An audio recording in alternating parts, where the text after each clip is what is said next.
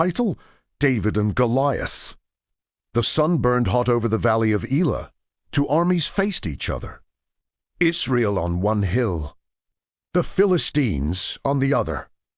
Between them stood a giant named Goliath.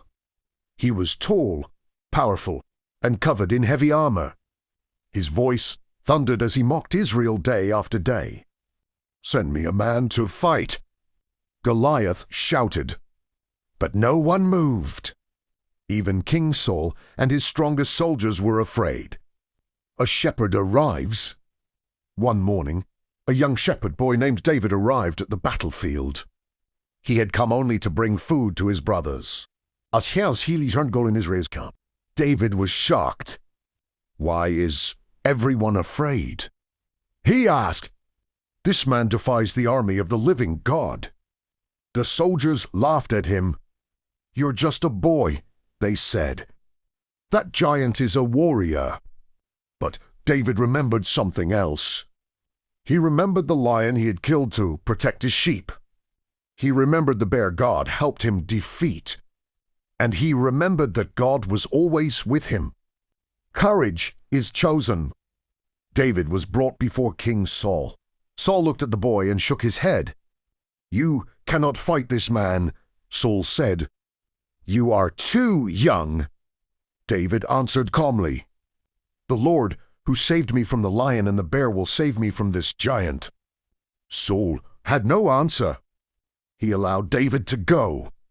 David refused heavy armor.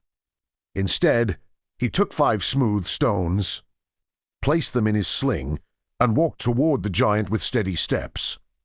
Faith over fear. Goliath laughed when he saw David. "Am I a dog," he roared, "that you come at me with sticks?"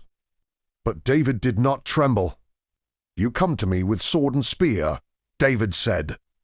"But I come to you in the name of the Lord Almighty." David ran forward. He placed a stone in his sling. He released it. The stone struck Goliath's forehead.